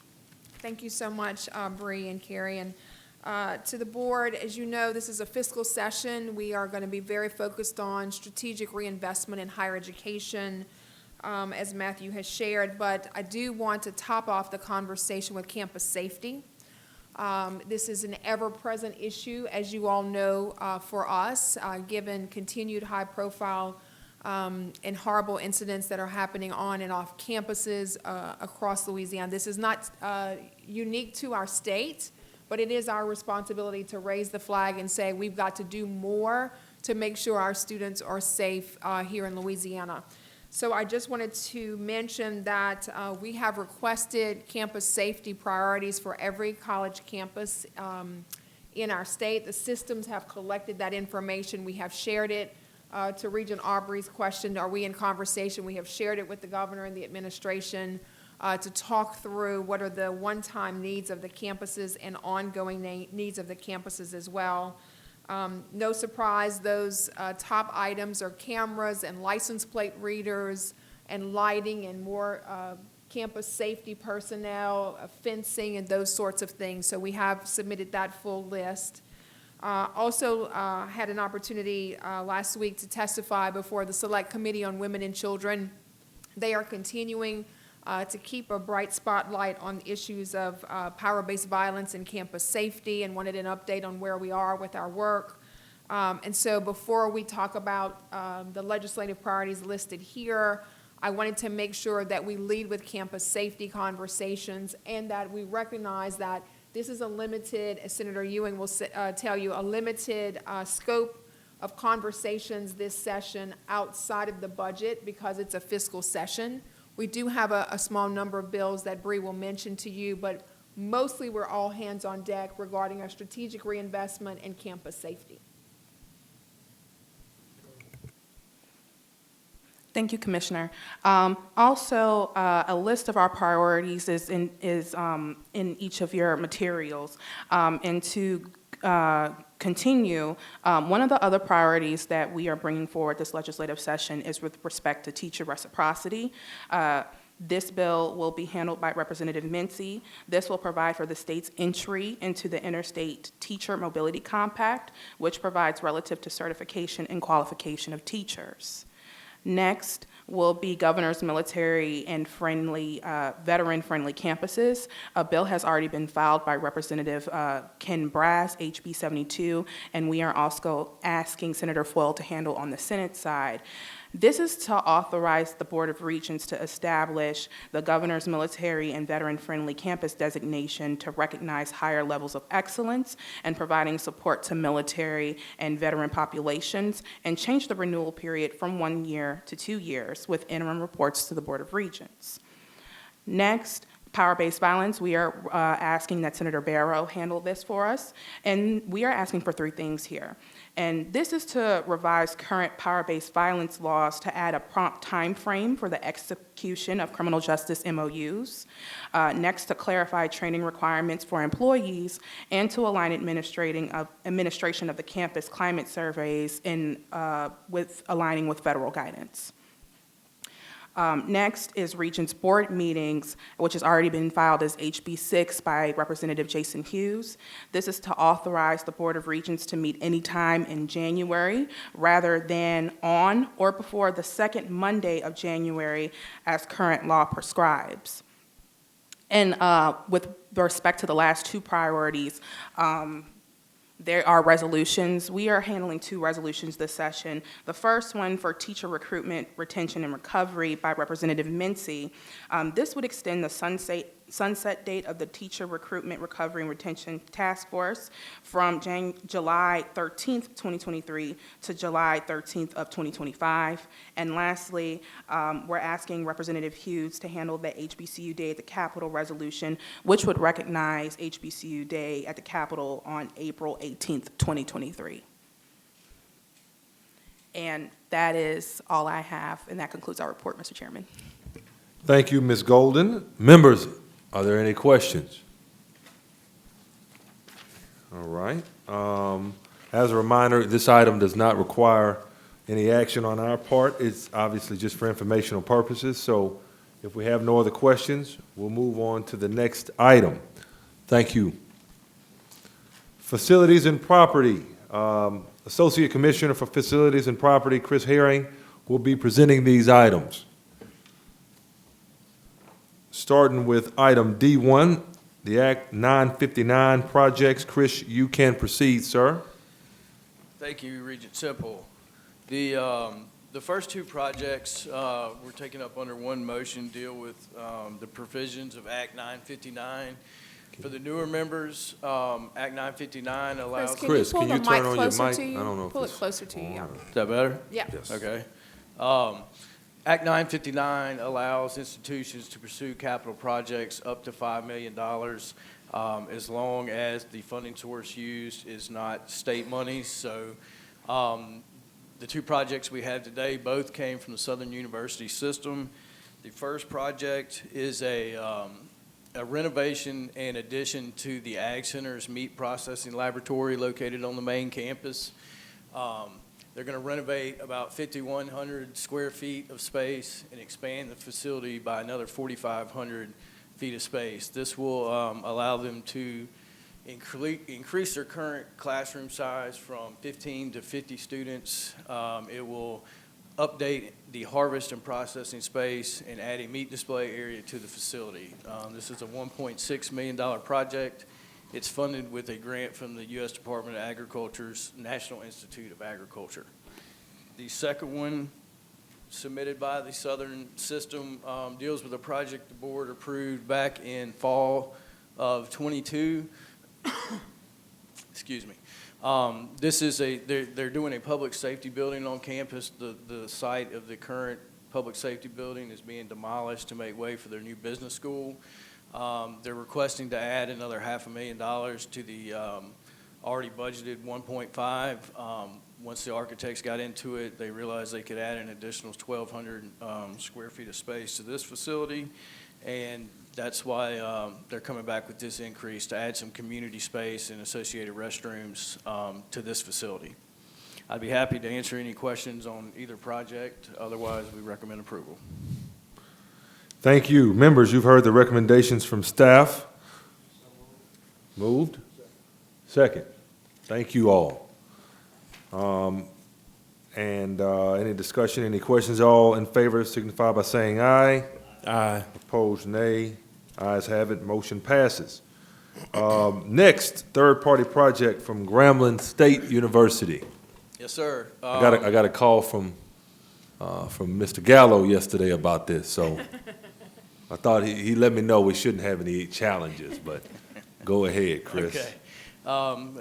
Like Regent Temple said, this is a project submitted on behalf of Grambling to build a a student welcome and success facility. It's essentially a one-stop shop for the campus located adjacent to the quad area. The scope involves construction of a 60,000 square foot, 4-story facility.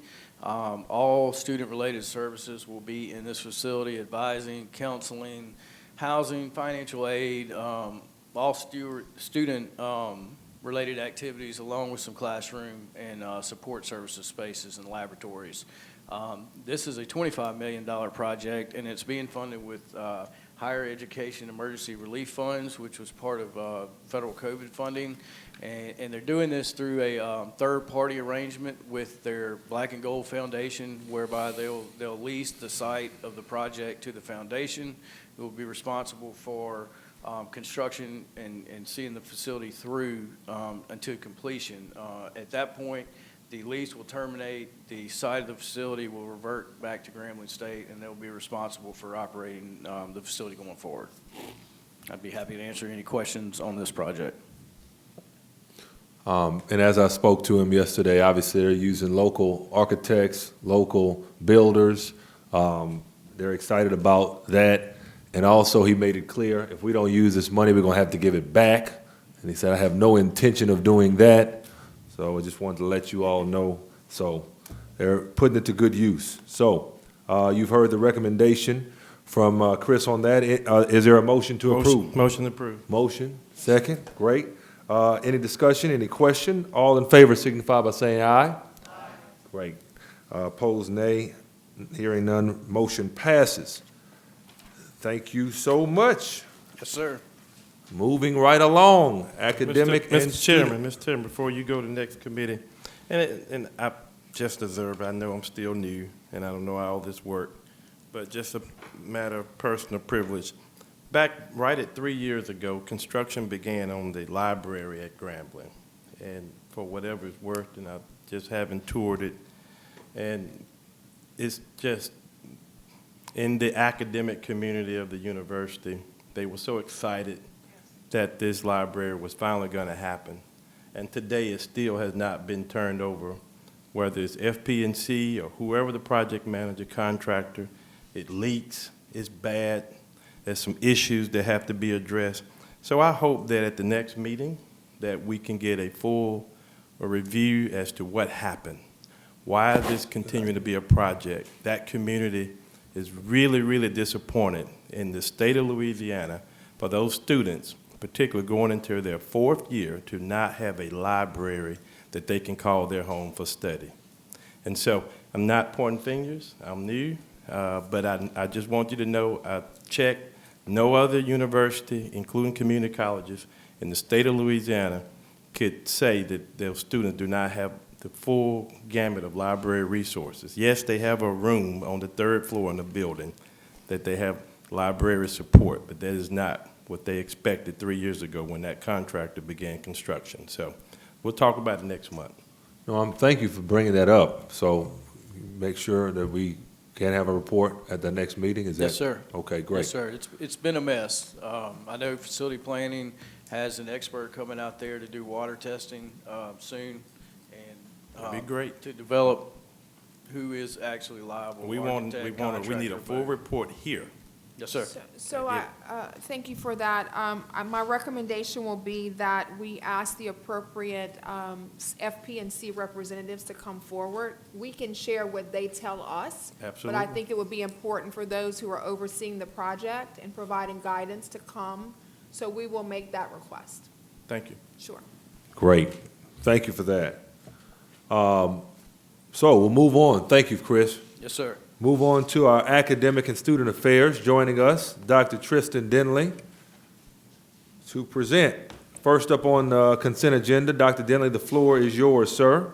Thank you for what you gave us this morning as well on artificial. Professor Denley. My pleasure. Thank you very much. Thank you. Yeah, so our first item is the consent agenda. So this month, right into it? There we go. There we go.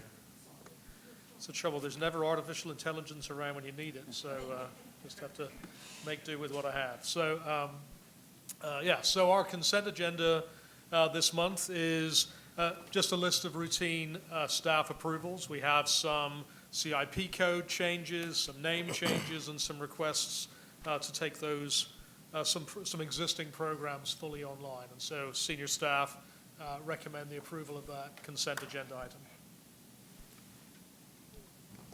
Great, so that was pretty quick.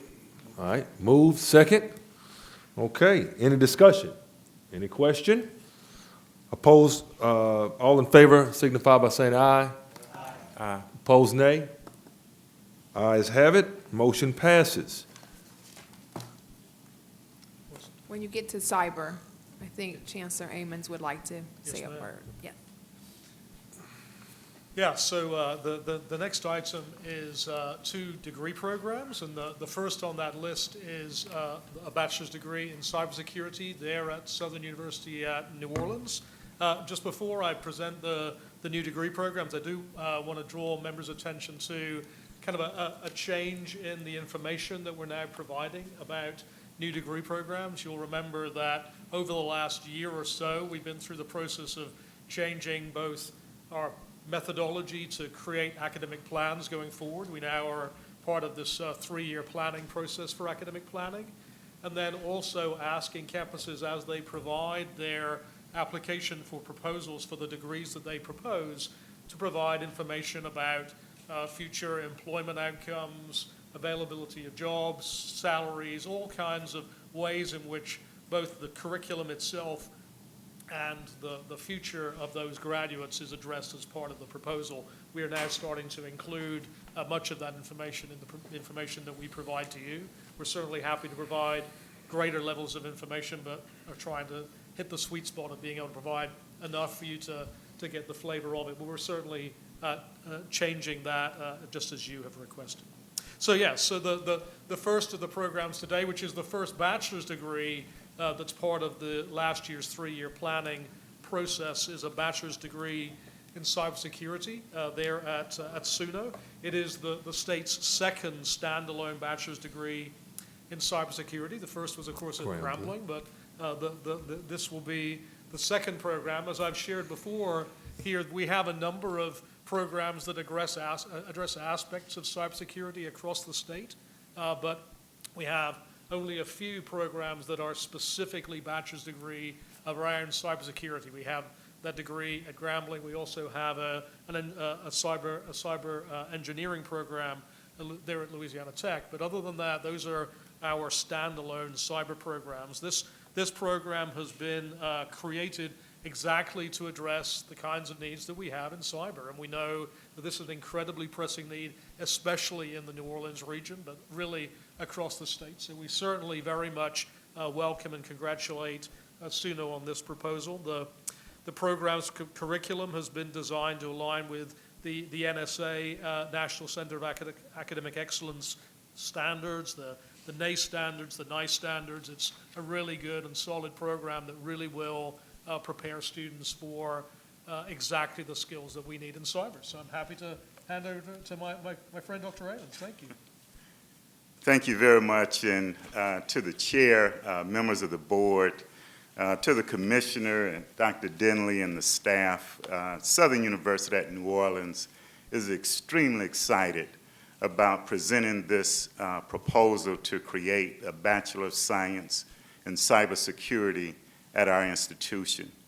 After talking with some of our partners, such as the FBI, Homeland Security, in the private sector, DXC, IBM, who we have a strong relationship with, there is a tremendous need for people in this critical area. And for Southern University at New Orleans to have the second bachelor's program in cybersecurity in the state of Louisiana is, again, it's just truly, truly exciting. We have with us today our consultant, Dr. Ken Williams, who is a retired U.S. Army IT and cybersecurity specialist, along with our Vice Chancellor for Academic Affairs, Dr. Gregory Ford. And we have marshaled all of our resources and all of the intellectual talent that we have to develop this program that we believe is going to make a tremendous difference in the availability of talented people who would go into this area. And so I want to thank you for your consideration. Thank you, Dr. Amos. Thank you. Any questions for Dr. Amos? That's amazing, first of all. Thank you. Yes, sir, Regent Mir. I have a question. You said you've been in talks with the FBI. I know the FBI headquarters is right next to your campus, so how is that going to work? Could you go in elaborate a little bit about some advice they gave you and the partnership with the FBI? Because I think that's very important. Exactly. As a matter of fact, just last week, the computer scientists from the FBI and Dr. Williams had conversations, additional conversations about how we will partner. They have already given us tremendous advice and continue to talk about the need that they have for people in this area. Once students complete this degree program, they're going to have so many options to include the FBI. They are going to assist us in some of the instruction. And again, we're building a resource on the campus with real live servers, computers that will be real life experiences for our students, and they are giving us critical advice on how to build those labs. Thank you.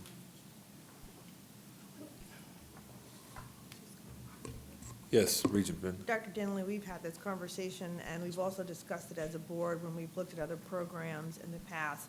But just for the record, so that we're clear, this is not a program that will be in conflict with the other program. There won't be a dilution of student enrollment or employment abilities, I think, as the Southern president just spoke of. Yeah, thanks for the Can we chance to speak up a little bit? Thanks for a chance to address that. So the question was really assuring the board that this is not in any way going to be to the detriment of the state and compete with existing programs or in any way dilute the state's current efforts. In fact, absolutely the opposite. We know that we need, to say we need all hands on deck is itself, I think, not enough. We need all of the capacity that we can possibly marshal across the state, and this program is distinct in its construction from the existing program in Grambling. They will be absolutely complementary to the programs and the capabilities that we have across the state. No, thanks for the question. If a student is at Southern in Baton Rouge, will they be able to take this major in these courses? They will have to transfer to Southern University at New Orleans in order to receive the degree. But we do have a mechanism that we call cross-enrollment. So a student who is enrolled there can take the courses, but the degree would be granted from Southern University at New Orleans. Great, great. Any further questions? Thank you. Thank you. Appreciate it. Great. Okay. So academic programs. Go ahead, Dr. Denley. One Thank more. you. So one more, and then we'll address them together. So the second degree is a bachelor's degree in sports and recreation management at Northwestern State University. So this is a program to really prepare students to work in fields like sports marketing, recreation management, sports psychology, and the legal and ethical issues around sport and facility management. So students would be prepared to work in collegiate athletics, campus recreation, municipal parks, and this is actually a unique program. It's the only standalone bachelor's degree in sport and recreation management that would be offered across our state. So across those two, senior staff certainly recommend approval of both of those programs as presented. Happy to answer any other questions. Great, great. So thank you. Is there a motion to approve the academic programs? Moved. Second. Great. Any discussion? Any question? All those in favor? Aye. Aye. Opposed? Nay. Hearing none, ayes have it. Motion passes. Thank you all. Thank you. And so, moving on to next two items, being presented together, our new centers and institutions, and the LSU A&M Center for Excellence designation for Social Research and Evaluation Center. Dr. Denley. Thank you. Thank you. Yes, so whenever institutions create new centers or new institutes, then we present those for approval by our board, and we also have the ability to create this designation of a center of excellence. And so happy to bring both of those, all of those proposals today. So the first item is the E.J. Orso College of Business Center for Economic Business and Policy Research. So this is really bringing together, enabling the College of Business to bring together work around applied economics, business, public affairs, research, efforts that the university has been up until now knitting together university-wide, but by bringing them together into this proposed center, it will now be able to really take that work to another level.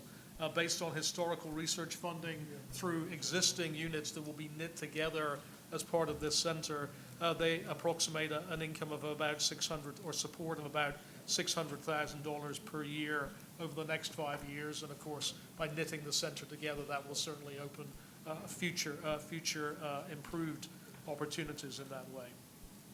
The second is an Institute for Energy Innovation there also at LSU A&M. They have already secured a $25 million commitment to establish the proposed institute. It will aim to focus on technology transfer, talent development, and policy and community impact around energy innovation. And goodness only knows, I think this is an incredibly important area around hydrogen, carbon capture, utilization, and coastal and geoscience application. And so excited to see the work that this institute will undertake.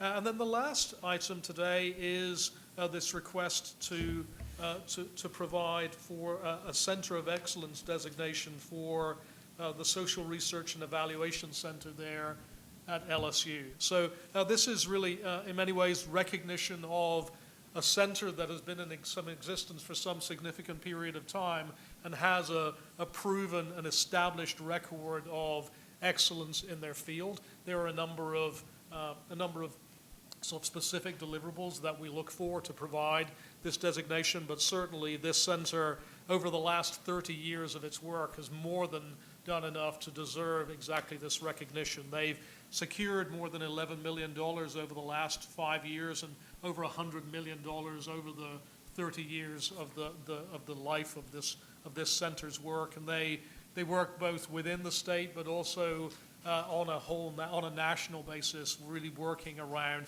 all kinds of undertaking around mental health and other kinds of social aspects and issues. So it's certainly my pleasure to recommend that they receive that designation.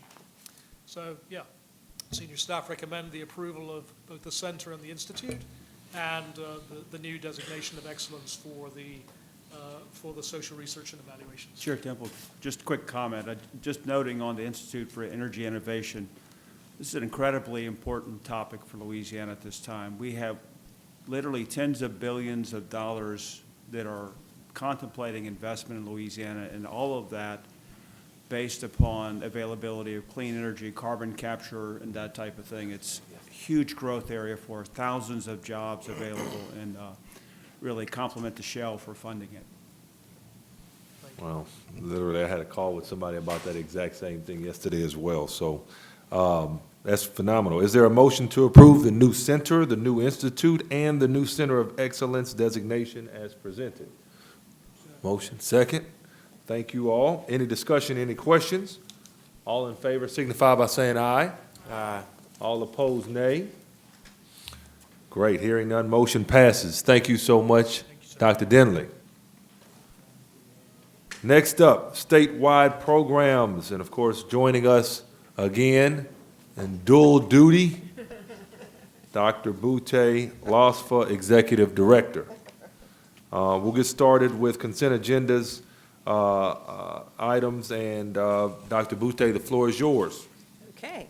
We have two consent agenda items, and we'll give a brief overview for our newer members. The first one, you will see these consent agenda items more often than not on our statewide programs. The first one is exceptions for students to remain continually enrolled and to earn the annual required credit hours. That's basically 24 hours. The exceptions that come to you are already reviewed by an internal panel of LOSFA employees. Then these exceptions go to our LOSFA Advisory Board, which consists of financial aid professionals and professional school counselors at the secondary level, so a lot of depth on that, and members from the Department of Education or BESI. So when you get these are the subjective exceptions. So this is the first category, and there were 16 exceptions that have been reviewed, and we're asking for your approval. So these are regular exceptions. The next type of exception, there was one exception for this. This is a relatively new type of exception with respect to the home study provision. Before we, nor LOSFA programs, nor the Board of Regents had the authority to grant these exceptions. A student has to, according to the statute, be enrolled in an approved home study program that's approved by the Department of Education for the last 2 years of their high school career. Now, in cases where a student can't, let's say a student has a serious illness and they have to stop out and be homeschooled. Let's say a student is undergoing serious bullying and they have to stop out and be homeschooled. Before the legislature provided this allowance, those students were not eligible for TOPS, regardless of how well they were prepared. So the legislature recognized that in keeping with the manner in which you described today. What happens is events are brought to LOSFA's attention. LOSFA summarizes those, provides those to legislative committees on education and says, okay, if it's your pleasure, you can take these issues up. You can, and we're not providing anything that can be done by rule. You can do that, right? If it's something by legislation, we explore that and provide that to them, and then a member takes it up or not. A member did take this up, so you are allowed to approve this exception. So 16 for not enrolling full-time or earning the recommended amount of hours, and 1 approval for a home study provision that began later than the last 2 years of high school. So the LOSFA Advisory Board has reviewed all of these exceptions, and they recommend your approval. Great. So, that being said, you've heard the recommendations from LOSFA Advisory Board. Is there a motion to approve the consent agenda items? Motion? Second? Great. Any discussion? Any questions? All in favor signify by saying aye. All opposed, nay. Hearing none, motion passes. Thank you so much, Dr. Boutte. Our last report item is Planning, Research, and Performance, led by Deputy Commissioner for Strategic Planning, Dr. Susanna Craig. First up is the consent agenda. Dr. Craig, you may proceed, ma'am. Yes, thank you, Chair Temple. Good afternoon, everyone. On our agenda here, we have a consent agenda. The first item on the consent agenda is regarding proprietary schools. We have 2 schools who are renewing their application for licensure. We have Hertzing University, which is based in Wisconsin, but they also have a site in Metairie, Louisiana. This particular university offers 47 different programs, and they have over 300 students in their unduplicated student count. The second university before you this afternoon is the University of Southern California. They offer 142 programs, but have a much smaller student count at about, I believe it's 24. Next on the consent agenda is our the recommendations from the Proprietary Schools Advisory Commission. We've got several renewal applications as well as 1 initial application for your approval this morning.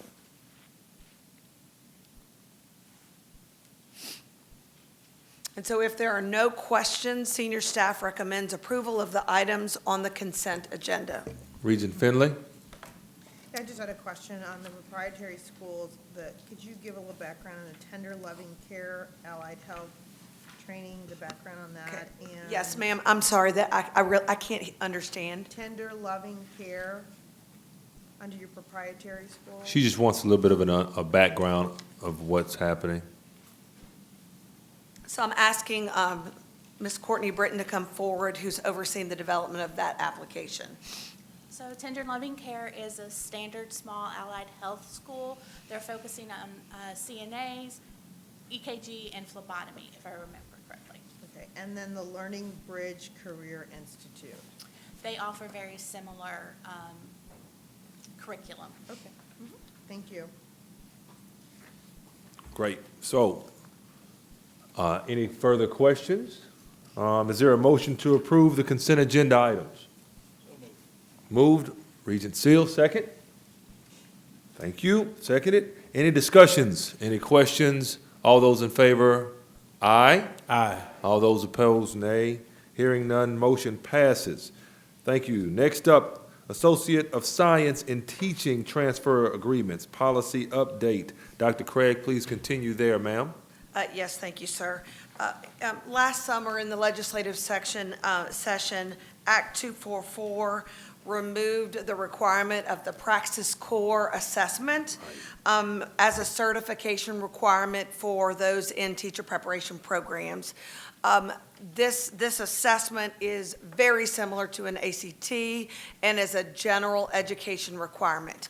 I want to be very clear that this assessment does not, or this movement from the legislature and the Board of Elementary and Secondary Education does not remove the Praxis content area exam. For instance, if you want to be a biology high school teacher, you still have to pass the biology content exam to be eligible to be certified.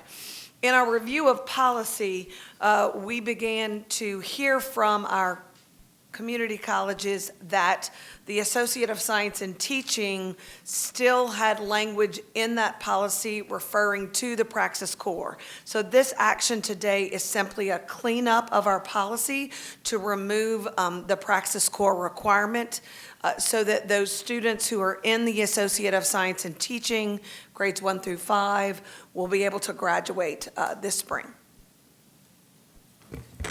Great. Any questions further about that? Okay, so you've heard the recommendation of our senior staff. Is there a motion? Thank you. Regent Finley, Regent Brown, thank you. Any discussion? Any questions? All in favor signify by saying aye. Aye. All opposed, nay. Ayes have it. Thank you. Thank you. So, Commissioner Reed, it's clear that you and the staff have launched 2023 with a bang, noteworthy passion in a lot of different areas, as well as a bunch of events that y'all have already kicked off, attended, led, all of those things. So I want to turn it over to you for reports and recommendations, ma'am. Thank you so much, Mr. Chair, members of the Board of Regents. We're going to start talking about a legend. Our chairman, we're so proud of you, Chair Temple. He was recognized 2 weeks ago as the Southeastern Conference legend during the SEC tournament in Nashville. Many of you know that Collis played basketball for LSU from 1999 to 2003 and was really good at it. SEC championship team in 2000, NCAA Sweet 16 advanced there, 2003 NCAA tournament team with Coach John Brady. He finished his career with 1,173 points. Everybody would shout CT3 for 3. 171 three-pointers. As I did not tell them to have any of this on this thing, so I don't know. And exactly.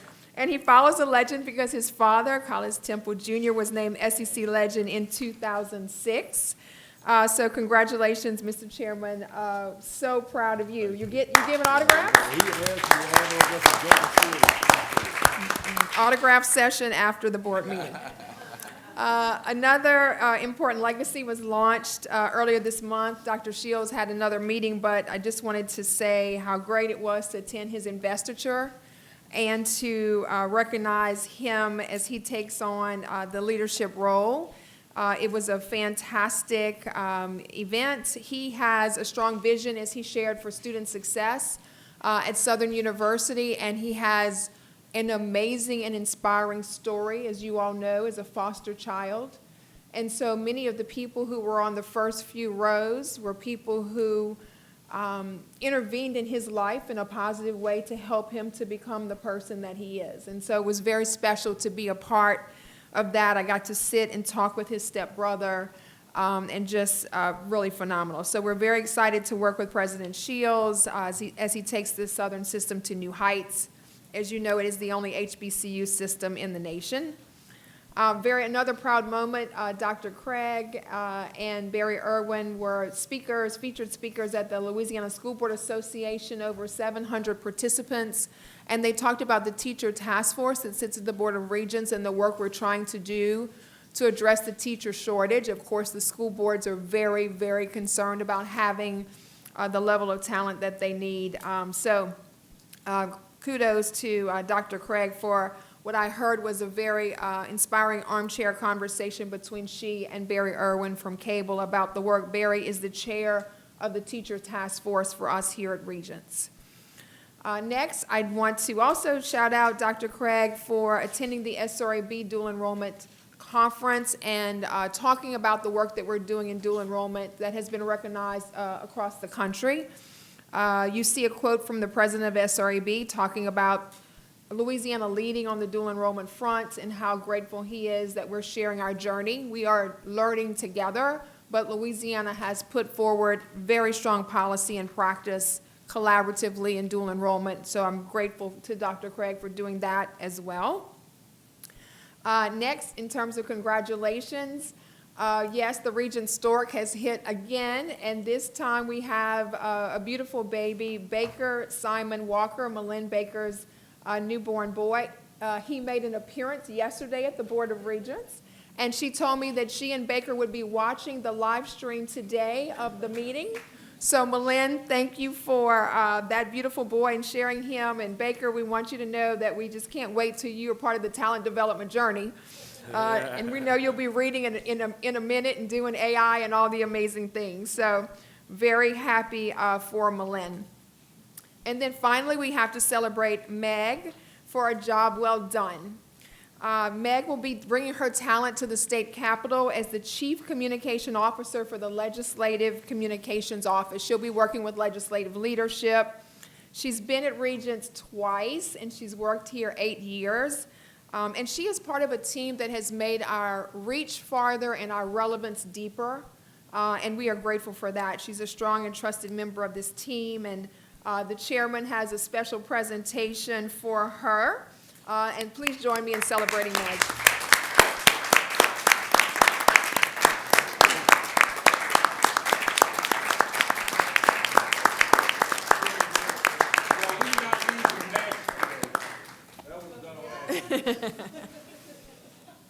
Love the khaki outfits, you guys. We didn't get the memo on that.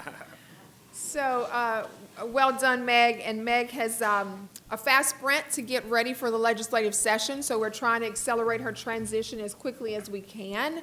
And of course, we want to make sure that the Senate President and the Speaker of the House know that we're sending one of our best and brightest, so we hope they'll treat us well when we come across the Capitol as well. So, well done, well done. Mr. Chairman, that concludes our report. To the legend himself. Yes. Right, that's just, I mean, some folks up here would say it's not that long, but 20 years, anytime, somebody just told me we were down there, anytime they say legend, that can be taken multiple ways, right?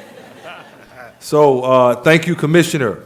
Now for other business, just a reminder, 2 reminders. HBCU Day, I want to remind everybody, April 14th, 4:30. If you were 18th. See, that's what happens when you ad-lib and add stuff in, right?